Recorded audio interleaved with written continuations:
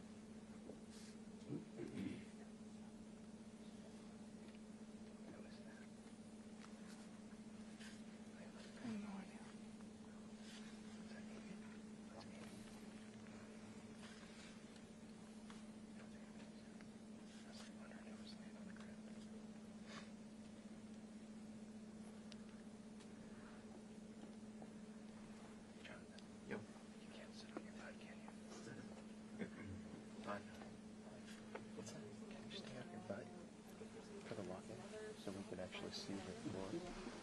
All I get is a bald head. Can you be 6'2"? No. If I'm on my butt, I can't see over there. You never remote. Sam, look up. Can't see over whose head?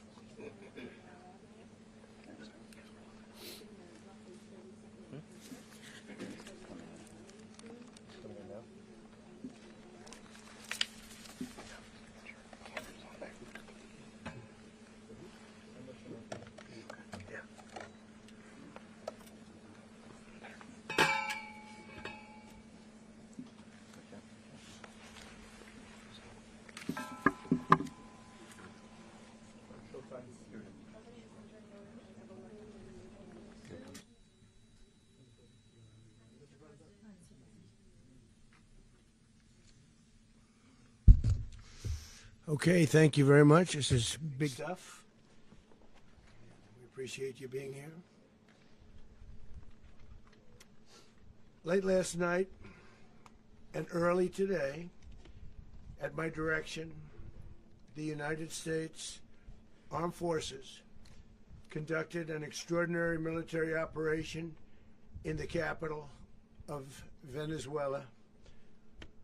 Overwhelming American military power, air, land, and sea, was used to launch a spectacular assault. And it was an assault like people have not seen since World War II. It was a force against a heavily fortified military fortress in the heart of Caracas to bring outlaw dictator Nicolas Maduro to justice. This was one of the most stunning, effective, and powerful displays of American military might and competence in American history. And if you think about it, we've done some other good ones, like the attack on Soleimani, the attack on al-Baghdadi, and the obliteration and decimation of the Iran nuclear sites just recently in an operation known as Midnight Hammer. All perfectly executed and done. No nation in the world could achieve what America achieved yesterday, or frankly in just a short period of time. All Venezuelan military capacities were rendered powerless as the men and women of our military, working with U.S. law enforcement, successfully captured Maduro in the dead of night. It was dark. The lights of Caracas were largely turned off due to a certain expertise that we have. It was dark and it was deadly. But captured along with his wife, Celia Flores, both of whom now face American justice. Maduro and Flores have been indicted in the Southern District of New York, it's Jay Clayton, for their campaign of deadly narco-terrorism against the United States and its citizens. I want to thank the men and women of our military who achieved such an extraordinary success overnight with breathtaking speed, power, precision, and competence. You rarely see anything like it. You've seen some raids in this country that didn't go so well. They were an embarrassment. If you look back to Afghanistan, or if you look back to the Jimmy Carter days, they were different days. We're a respected country again, maybe like never before. These highly trained warriors, operating in collaboration with U.S. law enforcement, caught them in a very ready position. They were waiting for us. They knew we had many ships out in the sea. We're just sort of waiting. They knew we were coming. So they were in a ready, what's called a ready position. But they were completely overwhelmed and very quickly incapacitated.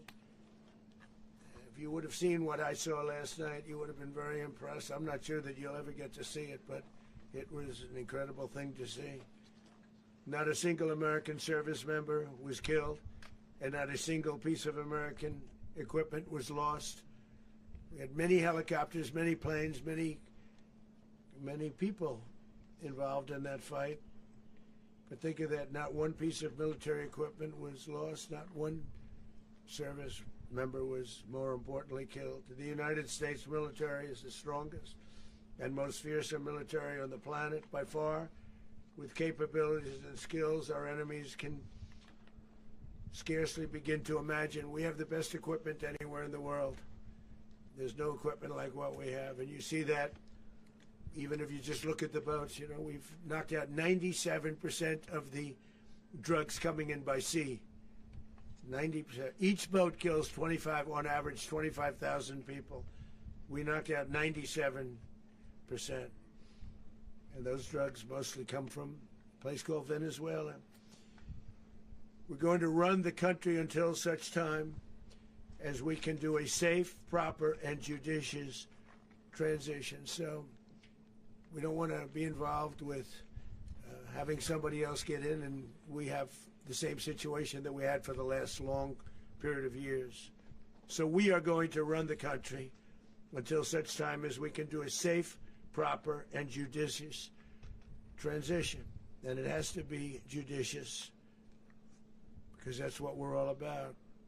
We want peace, liberty, and justice for the great people of Venezuela, and that includes many from Venezuela that are now living in the United States and want to go back to their country. It's their homeland.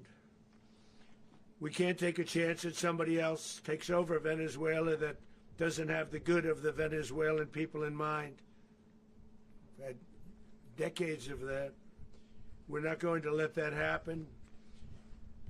We're there now, and what people don't understand, but they understand as I say this, we're there now, but we're going to stay until such time as the proper transition can take place. So we're going to stay until such time as, we're going to run it essentially until such time as a proper transition can take place. As everyone knows, the oil business in Venezuela has been a bust, a total bust, for a long period of time. They were pumping almost nothing by comparison to what they could have been pumping and what could have taken place. We're going to have our very large United States oil companies, the biggest anywhere in the world, go in, spend billions of dollars, fix the badly broken infrastructure, the oil infrastructure, and start making money for the country. And we are ready to stage a second and much larger attack if we need to do so. So we were prepared to do a second wave if we needed to do so. We actually assumed that a second wave would be necessary, but now it's probably not. The first wave, if you'd like to call it that, the first attack was so successful, we probably don't have to do a second, but we're prepared to do a second wave, a much bigger wave, actually. This was pinpoint, but we have a much bigger wave that probably won't have to do. This partnership of Venezuela with the United States of America, a country that everybody wants to be involved with because of what we were able to do and accomplish, will make the people of Venezuela rich, independent, and safe. And it will also make the many, many people from Venezuela that are living in the United States extremely happy. They suffered. They suffered. So much was taken from them. They're not going to suffer anymore. The illegitimate dictator Maduro was the kingpin of a vast criminal network responsible for trafficking colossal amounts of deadly and illicit drugs into the United States.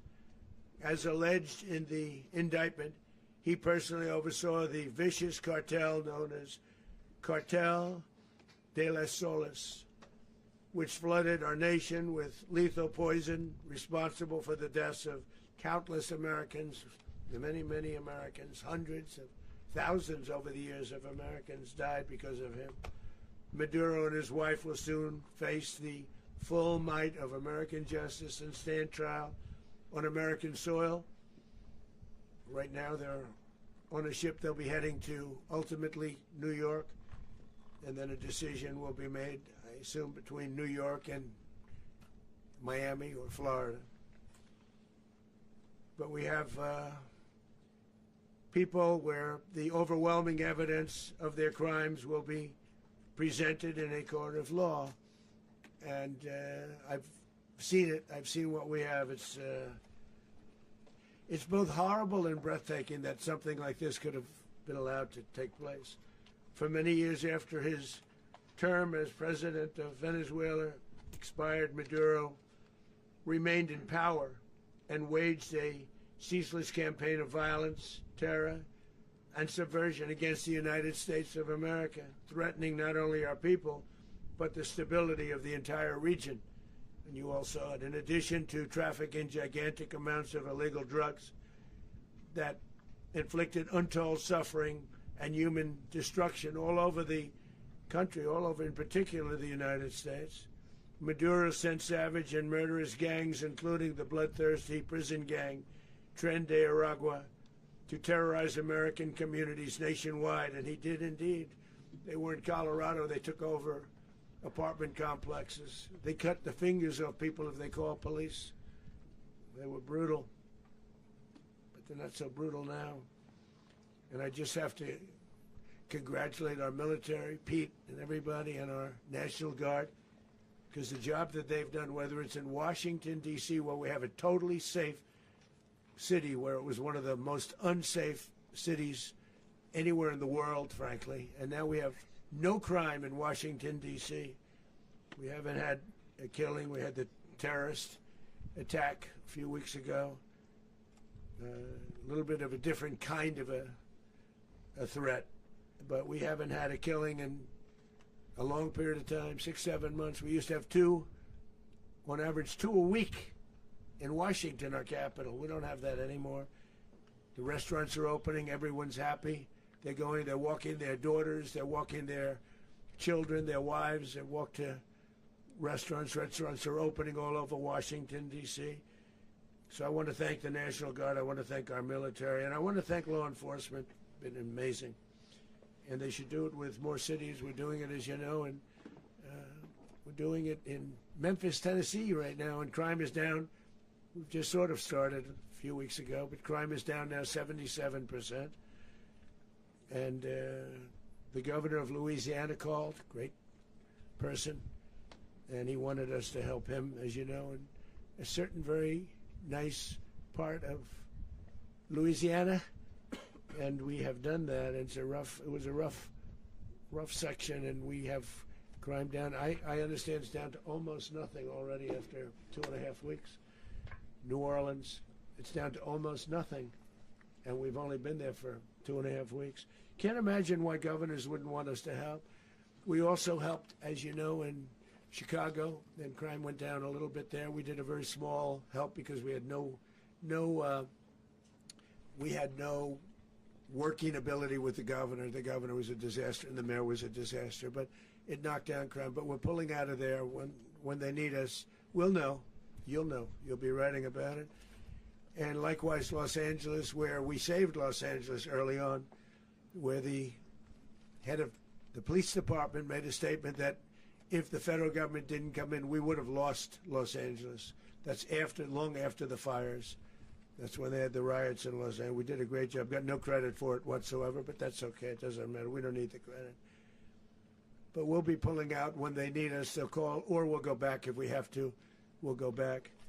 But we did a great job in various cities. But the place that we're very proud of is Washington, D.C., because it's our nation's capital. We took it from being a crime-ridden mess to being one of the safest cities in the country. But the gangs that they sent raped, tortured, and murdered American women and children. They were in all of the cities I mentioned, Tren de Aragua.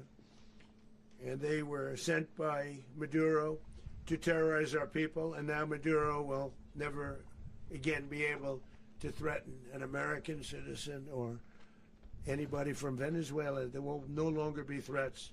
For years I've highlighted the stories of those innocent Americans whose lives were so heartlessly robbed by this Venezuelan terrorist organization. Really one of the worst. One of the worst, they say the worst. Americans like 12-year-old Jocelyn Nungary from Houston. Beautiful Jocelyn Nungary, what happened to her?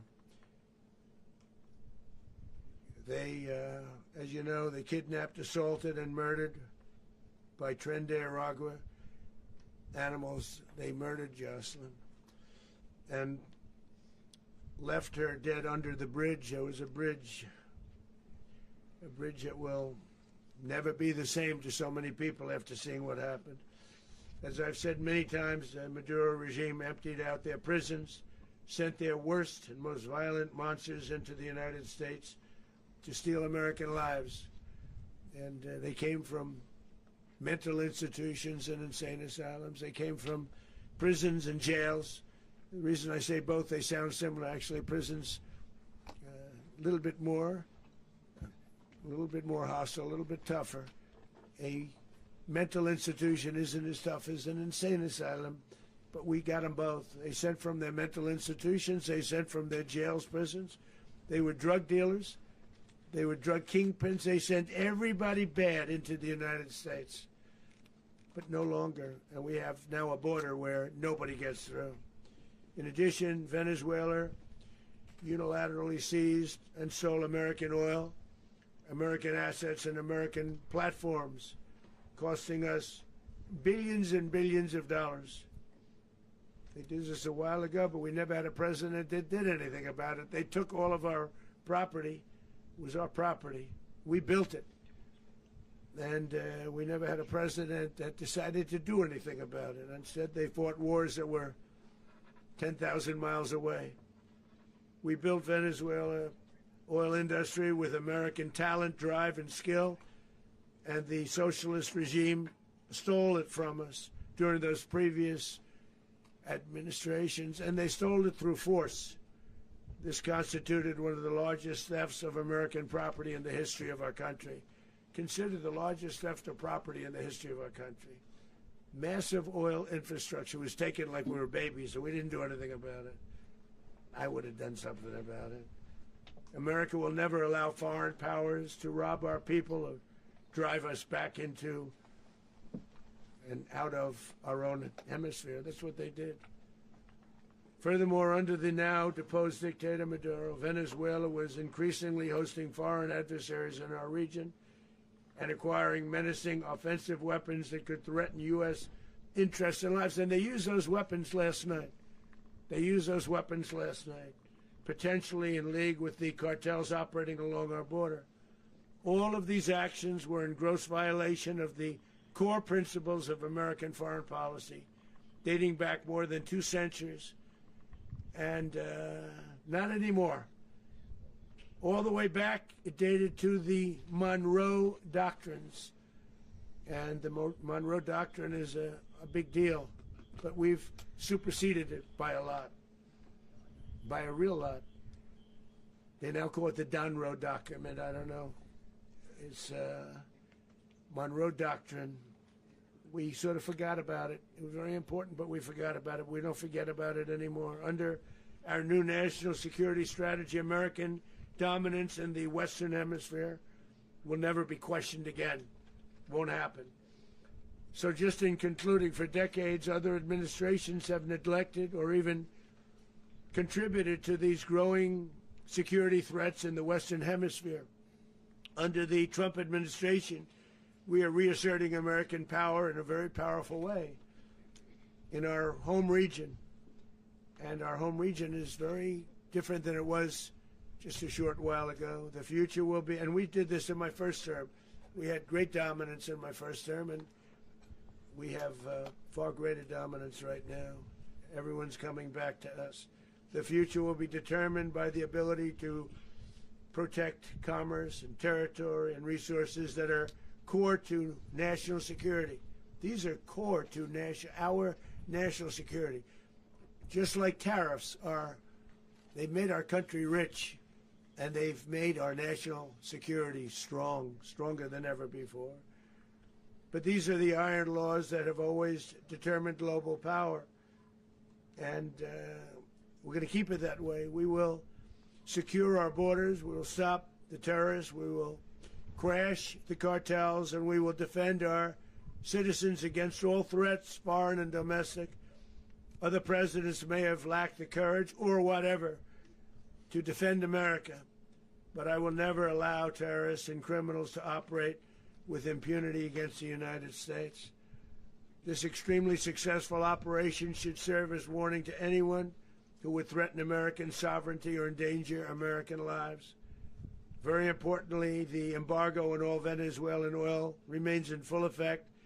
The American Armada remains poised in position, and the United States retains all military options until United States demands have been fully met and fully satisfied. All political and military figures in Venezuela should understand what happened to Maduro can happen to them, and it will happen to them if they aren't just fair, even to their people. The dictator and terrorist, Maduro, is finally gone in Venezuela. People are free. They're free again. It's been a long time for them, but they're free. America is a safer nation. This morning, it's a prouder nation this morning because it didn't allow this horrible person and this country that was doing very bad things to us. It didn't allow it to happen. And the Western Hemisphere is right now a much safer place to be. So I want to thank everybody for being here. I want to thank General Raisin Kane. He's a fantastic man. I've worked with a lot of generals. I worked with some I didn't like. I worked with some I didn't respect. I worked with some that just weren't good.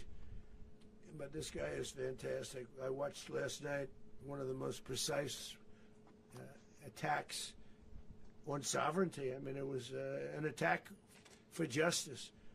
And I'm very proud of him, and I'm very proud of our Secretary of War, Pete Hegseth, who I'm going to ask to say a few words. Thank you very much. Mr. President, can you explain how the U.S. will run Venezuela? Well, thank you, Mr. President.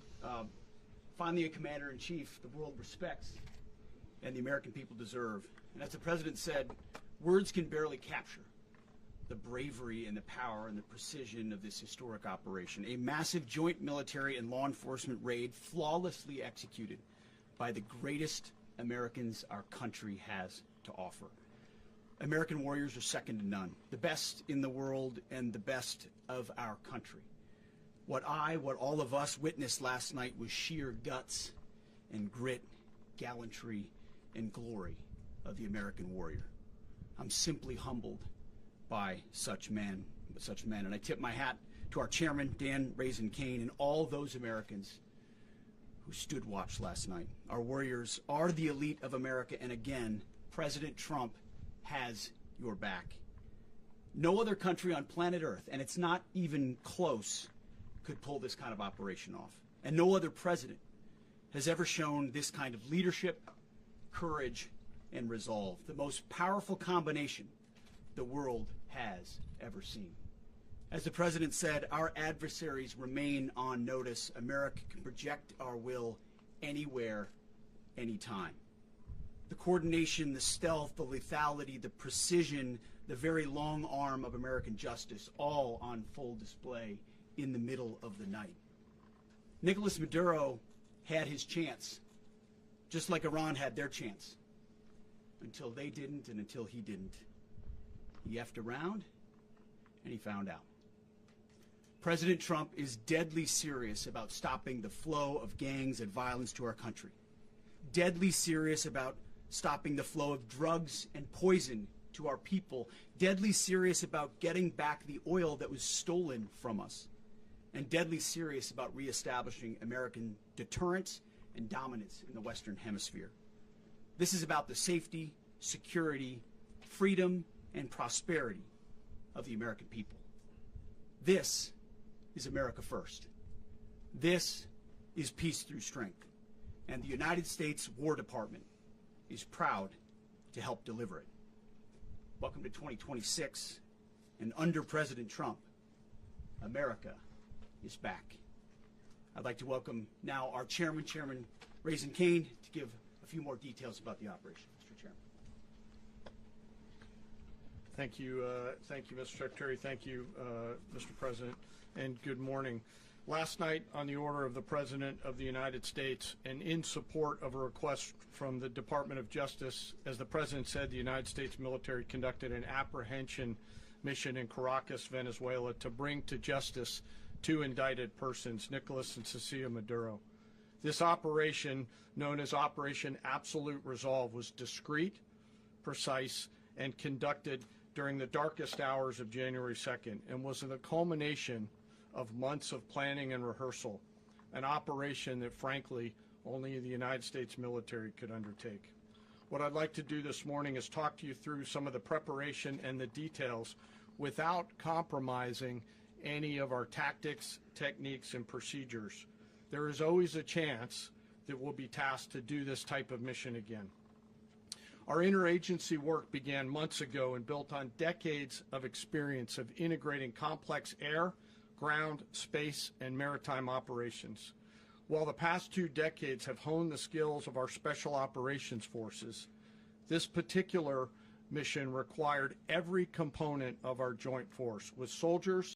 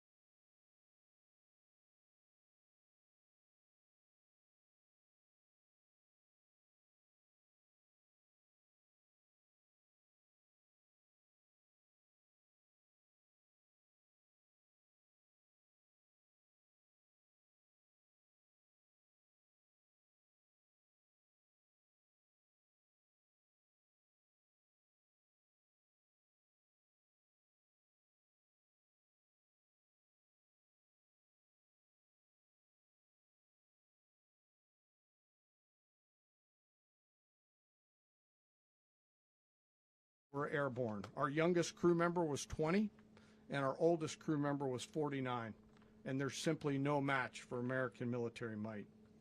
As the night began, the helicopters took off with the extraction force, which included law enforcement officers, and began their flight into Venezuela at 100 feet above the water. As they approached Venezuelan shores, the United States began layering different effects provided by Spacecom, Cybercom, and other members of the interagency to create a pathway.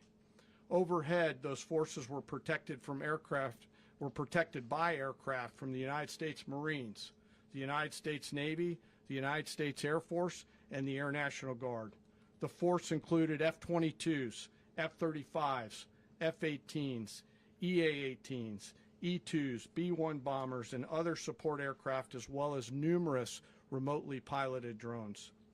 As the force began to approach Caracas, the Joint Air Component began dismantling and disabling the air defense systems in Venezuela, employing weapons to ensure the safe passage of the helicopters into the target area. The goal of our air component is, was, and always will be to protect the helicopters and the ground force and get them to the target and get them home. As the force crossed the last point of high terrain where they'd been hiding in the clutter, we assessed that we had maintained totally the element of surprise. As the helicopter force ingressed towards the objective at low level, we arrived at Maduro's compound at 1:01 a.m. Eastern Standard Time, or 2:01 a.m. Caracas local time, and the apprehension force descended into Maduro's compound and moved with speed, precision, and discipline towards their objective, and isolated the area to ensure the safety and security of the ground force while apprehending the indicted persons. On arrival into the target area, the helicopters came under fire, and they replied with that fire with overwhelming force in self-defense. One of our aircraft was hit but remained flyable, and as the President said earlier today, all of our aircraft came home, and that aircraft remained flyable during the rest of the mission. As the operation unfolded at the compound, our air and ground intelligence teams provided real-time updates to the ground force, ensuring those forces could safely navigate the complex environment without unnecessary risk. The force remained protected by overhead tactical aviation. Maduro and his wife, both indicted, gave up and were taken into custody by the Department of Justice, assisted by our incredible U.S. military with professionalism and precision, with no loss of U.S. life. After securing the indicted persons, the force began to prep for departure. Helicopters were called in to exfiltrate the extraction force, while fighter aircraft and remotely piloted aircraft provided overhead coverage and suppressive fire. There were multiple self-defense engagements as the force began to withdraw out of Venezuela. The force successfully exfiltrated and returned to their afloat launch bases, and the force was over the water at 3:29 a.m. Eastern Standard Time with indicted persons on board. And both Maduro and his wife were embarked aboard the USS Iwo Jima.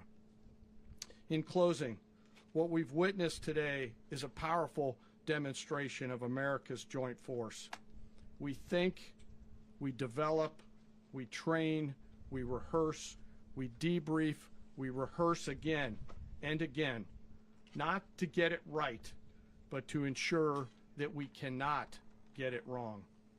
Our jobs are to integrate combat power so when the order comes, we can deliver overwhelming force at the time and the place of our choosing against any foe anywhere in the world. I am immensely proud today of our joint force and filled with gratitude to represent them here today. There is simply no mission too difficult for these incredible professionals and the families that stand by them and support them. As we stand here this morning, our forces remain in the region at a high state of readiness, prepared to project power, defend themselves, and our interests in the region. This operation is a testament to the dedication and unwavering commitment to justice and our resolve to hold accountable those who threaten peace and stability. In closing, I want to express my heartfelt gratitude to the brave men and women who executed this mission. Their courage and tireless commitment to our nation are what makes us strong. Thank you, Mr. Secretary, and thank you, Mr. President. Well, I don't have much to add to what you've heard now, other than the following points. Nicolas Maduro was indicted in 2020 in the United States. He is not the legitimate president of Venezuela. That's not just us saying it. The first Trump administration, the Biden administration, the second Trump administration, none of those three recognized him. He's not recognized by the European Union and multiple countries around the world. He is a fugitive of American justice. with a $50 million reward, which I guess we saved $50 million. And We should make sure. yeah, exactly. But Don't let anybody claim it. Nobody deserves it but us. But I want to be clear about one thing. Nicolas Maduro had multiple opportunities to avoid this. He was provided multiple very, very, very generous offers and chose instead to act like a wild man, chose instead to play around. And the result is what we saw tonight. The other message here is the following. You have a guy, like many people around the world, they like to play games. You have a guy who decides he's going to invite Iran into his country, is going to, do the confiscation of American oil companies, is going to flood our country with gang members, is going to take Americans prisoner and try to hold them for hostage and trade them like he was able to do with the Biden administration. Basically likes to play games all this time and thinks nothing's going to happen. And I hope what people now understand is that we have a president. The 47th president of the United States is not a game player. When he tells you that he's going to do something, when tells you he's going to address a problem, he means it. He actions it. I can tell you, I've watched this process now for 14, 15 years, been around it. Everybody talks, I'm going to do this, I'm going to do that. When I get there, we're going to do this, we're going to take. This is a president of action. Like, I don't understand yet how they haven't figured this out. And now, if you don't know, now you know. Because this is the way it's going to play out. And I think people need to understand that this is not a president that just talks and does letters and press conferences. And, if he says he's serious about something, he means it. And this is something that was a direct threat to the national. Build a website you love with Wix. For your words, create your brand, your opportunity, your breakthrough. Feeling a vibe? Run with it. From can't look away to gotta have it. Make every detail yours. Bring out what's hot. Remove what's not. Crystallize it. Instantly set a tone that speaks in your voice to your audience. Keep moving. Your site grows with you. Add solutions that meet you where you are and take you where you want to go. Smooth to make, easy to love. Well, we're going to be running it with a group, and we're going to make sure it's run properly. We're going to rebuild the oil infrastructure, which will cost billions of dollars. It'll be paid for by the oil companies directly. They will be reimbursed for what they're doing, but it's going to be paid. And we're going to get the oil flowing the way it should be. As you know, it was just a minor flow. It was actually a minor flow for what they have. But we're going to run it properly, and we're going to make sure the people of Venezuela are taken care of. We're going to make sure the people that were forced out of Venezuela by this thug are also taken care of. Mr. President, does the U.S. running the country mean that U.S. troops will be on the ground? How will that work? Well, they always say boots on the ground. Oh, so we're not afraid of boots on the ground if we have to have. We had boots on the ground last night at a very high level, actually. We're not afraid of it. We don't mind saying it. But we're going to make sure that that country is run properly. We're not doing this in vain. This is a very dangerous attack. This is an attack that could have gone very, very badly. Could have gone very badly. We could have lost a lot of people last night. We could have lost a lot of dignity. We could have lost a lot of equipment. The equipment is less important, but we could have lost a lot. And we're going to make sure that this is proper. We're there now. We're ready to go again if we have to.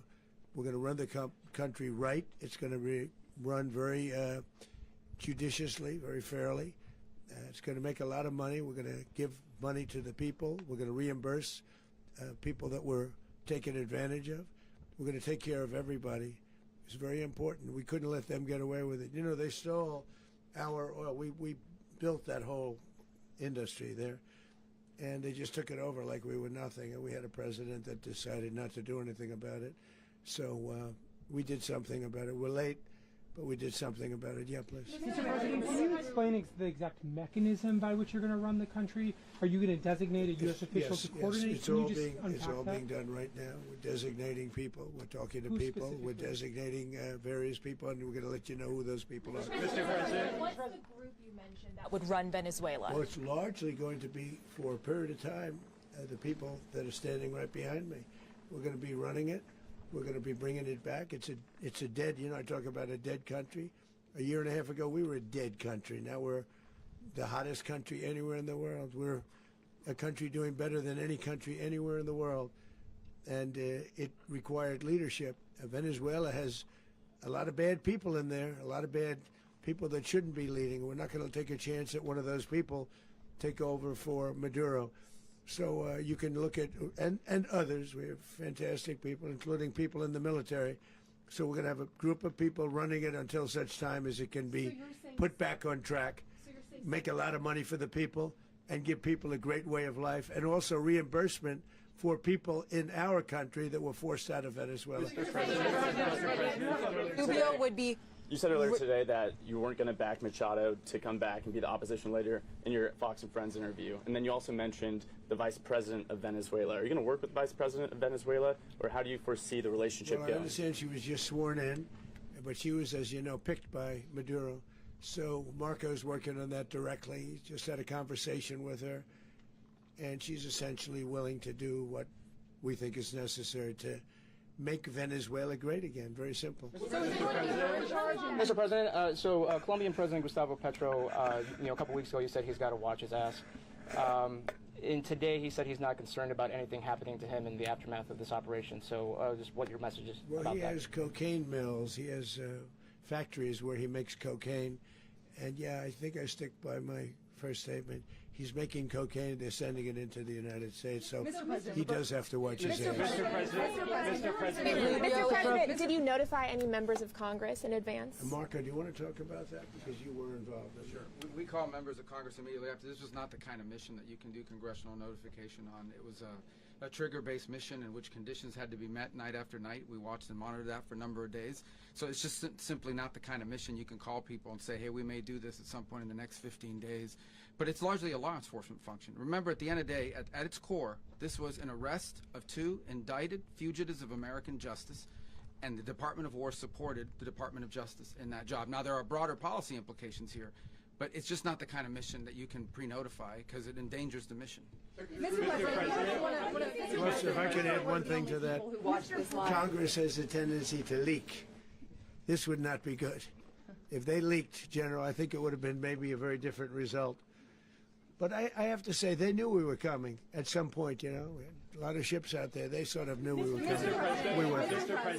But Congress will leak, and we don't want leakers. Mr. President, you were one of the only people to watch this all play out live. What was Maduro doing when the U.S. forces entered what I assume would be his home? And also, was there any point where the U.S. was considering if Maduro pushed back or resisted killing Maduro? It could have happened. It could have happened. He was trying to get into a safe place. You know what a safe place is, all steel. And he wasn't able to make it to the door because our guys were so fast. They went through the opposition so fast. And there was a lot of opposition. People were wondering, do we get them by surprise? Sort of surprised, but they were waiting for something. It was a lot of opposition. There was a lot of gunfire. You saw some of it today.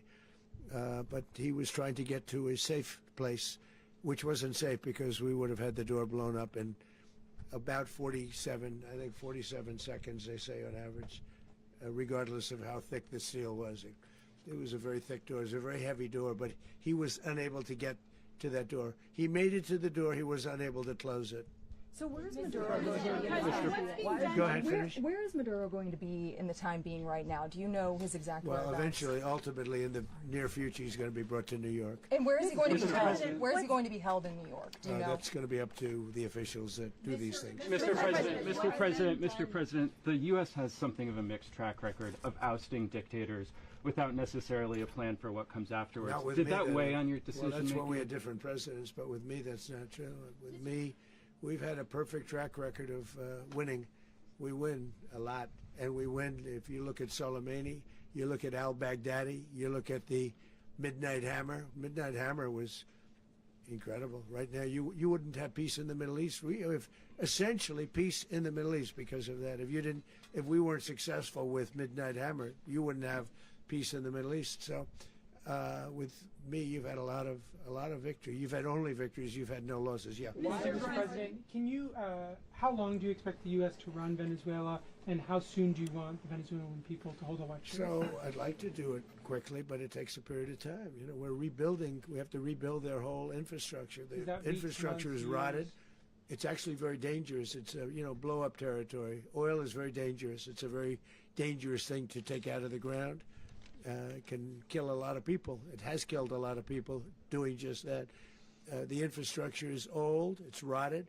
Much of it is stuff that we put there 25 years ago, and we're going to be replacing it. And we're going to take a lot of money out so that we can take care of the country. Are you saying that Secretary Rubio and Mr. President, China, Russia, and Iran have interests in Venezuela. How does this operation affect your relationships with them when it comes to the oil and the drugs? In terms of China and Russia, Russia when we get things straightened out.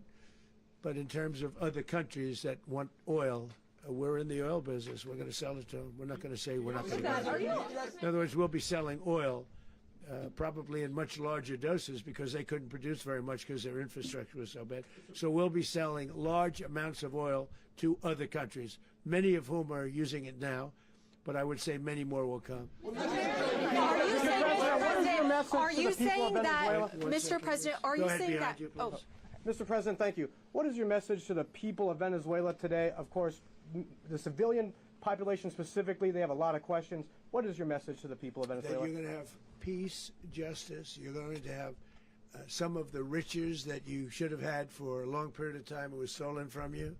But you're going to have peace and you're going to have safety. You're going to have justice. You're going to have a country. You're going to have a real country. You're going to have potentially a great country. You know, if you go back 20 years, maybe even a little longer ago, that was a great country. And they destroyed it. Remember I said that if we lose this election, the United States will be Venezuela on steroids. That's what would have happened. Had we lost the election, the 2024 election, we suffered so badly when you look at the border from 2020. What they did, what Joe Biden administration did to our country should never be forgotten. But if we had to go through another year of that, we wouldn't have. We would be exactly where Venezuela was in terms. I used to say, if they win, we're going to be Venezuela on steroids, and that's what would have happened. President, thank you. Are you saying that Secretary Hegseth and Rubio are going to be running Venezuela, and will you be sending in U.S. military They're troops going to to be a provide? team that's working with the people of Venezuela to make sure that we have Venezuela right. Because for us to just leave, who's going to take over? I mean, there is nobody to take over. You have a vice president who's been appointed by Maduro. And right now she's the vice president, and she's, I guess, the president. She was sworn as president just a little while ago. She had a long conversation with Marco, and she said, we'll do whatever you need. I think she was quite gracious, but she really doesn't have a choice. We're going to have this done right. We're not going to just do this with Maduro, then leave like everybody else, leave and say, let it go to hell. If we just left, it has zero chance of ever coming back. We'll run it properly. We'll run it professionally. We'll have the greatest oil companies in the world go in and invest billions and billions of dollars and take out money, use that money in Venezuela. And the biggest beneficiary are going to be the people of Venezuela. And also, I can't stress this strongly enough, the people that got thrown out of Venezuela that are now in the United States, and frankly, some want to stay and some probably want to go back. Yeah. So, Mr. President, what is being done to protect Americans in the country, and were any of the detained Americans Well, right now they're arrested very last protected night? because nobody's going to mess with us. They're very protected. The people of, and we let them know that you better not touch one of them. Are you concerned that bad elements of the Maduro regime will remain in place? Well, we know who they are. We're on them, and they're acting much differently now than they would have acted 2 days ago. And what can you Okay, say wait, about behind you, please. Mr. President, why is running a country in South America America first? Well, I think it is because we want to surround ourselves with good neighbors. We want to surround ourselves with stability. We want to surround ourselves with energy. We have tremendous energy in that country. It's very important that we protect it. We need that for ourselves. We need that for the world. And we want to make sure we can protect it. Yes, sir. Please, go ahead. Yeah, is there a message here for Cuba and Diaz-Canel? Well, Cuba is an interesting case. Cuba is, not doing very well right now. That system has not been a very good one for Cuba. The people there have suffered for many, many years. And I think Cuba is going to be something we'll end up talking about because Cuba is a failing nation right now, very badly failing nation. And we want to help the people. It's very similar in the sense that we want to help the people in Cuba, but we want to also help the people that were forced out of Cuba and living in this country. Do you want to say something about that, Marco, please?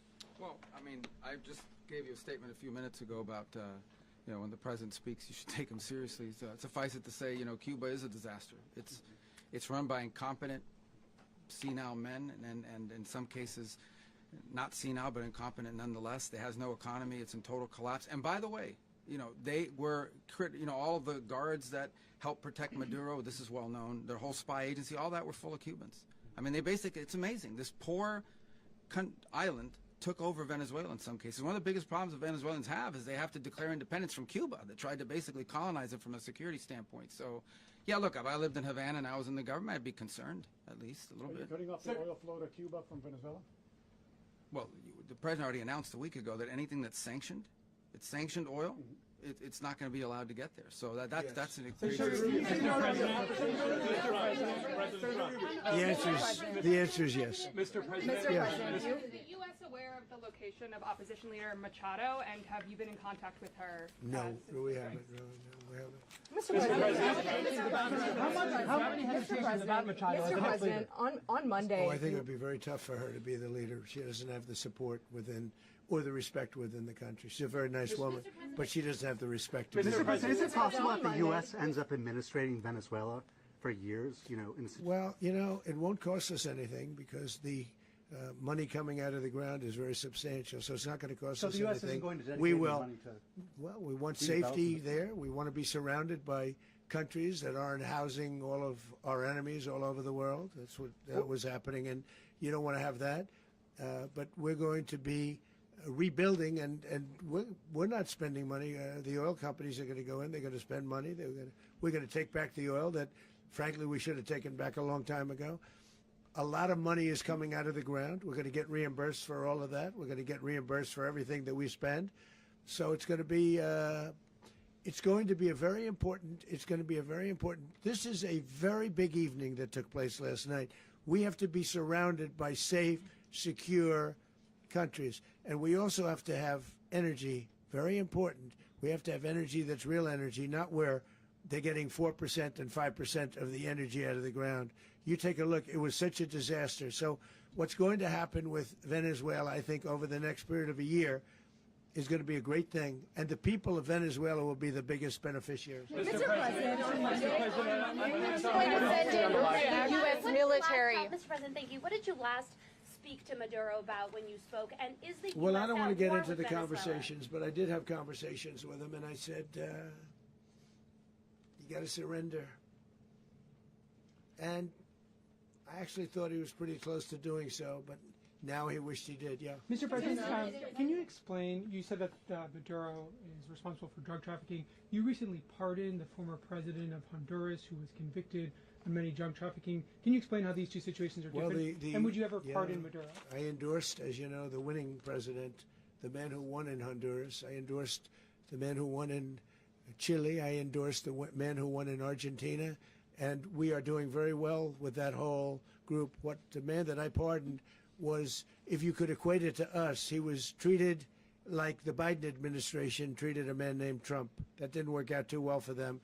This was a man who was persecuted very unfairly. He was the head of the country. He was persecuted very unfairly. And there are a number of them.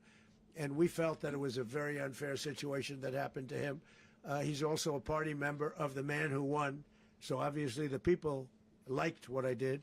And one of the reasons that was done is because of the fact that the party in power felt very strongly that that man was treated very badly. I studied it very quickly, and then I studied it in great detail. I went to a lot of the people standing behind me, and they felt that that man was persecuted and treated very badly. That's why I gave him a pardon. Mr. President, you referenced boots on the ground earlier. Can you just sort of button this up? Do you envision the U.S. military having a presence in Venezuela as the U.S. runs that country? No, we're going to have a presence in Venezuela as it pertains to oil, because we have to have, we're sending our expertise in. So you may need something, not very much. But no, we're going to be taking out a tremendous amount of... The smartest people on earth know how to spot a good deal. That's why they shop at Ollie's first. You'll save up to 70% off the fancy store's prices. So you go, you smart and savvy shopper. You know where the real deals are, where they sell good stuff cheap. Ollie's! Good stuff cheap! So I want to thank you all very much. Thank you. Do you have one? Yes, please.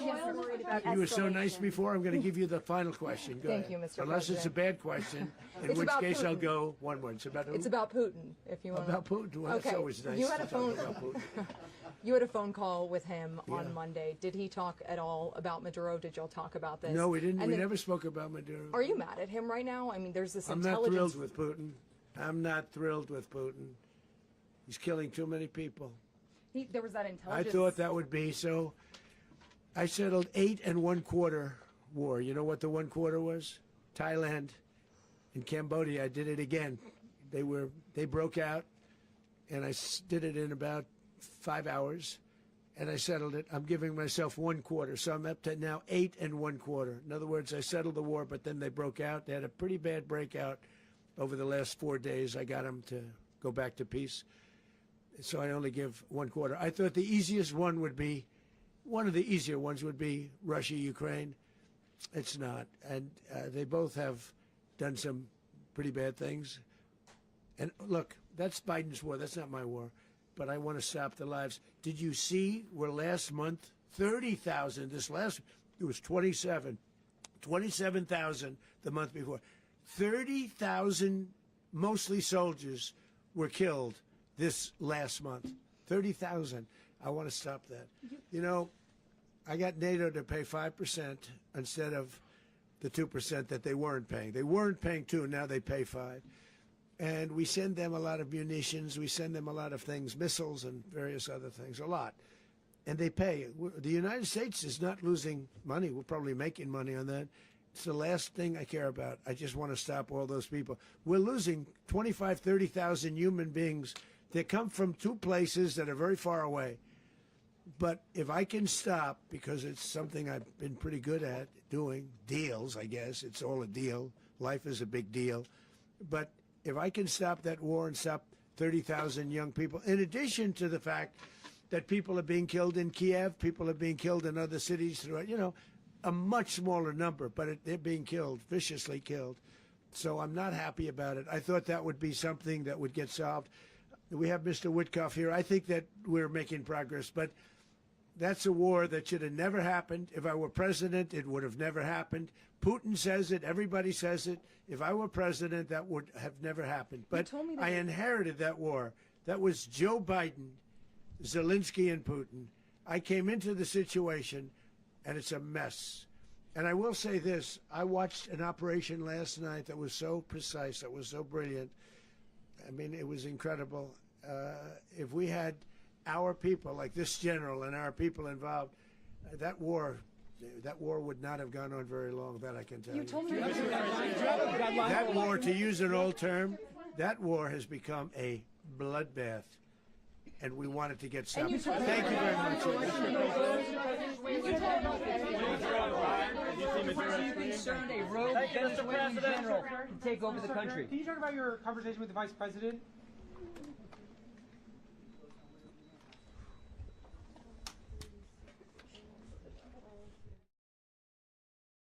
That was Donald Trump at Mar-a-Lago taking questions after, of course, the United States struck late last night, early this morning in Venezuela. They captured the president of Venezuela, quote unquote, president, and that was Nicolas Maduro. They also captured his wife and a few generals on their way to New York City right now. They're on Iwo Jima. USS Iwo Jima going to New York City. We'll have more updates on this in just a little bit. Thank you for watching Patriot United News.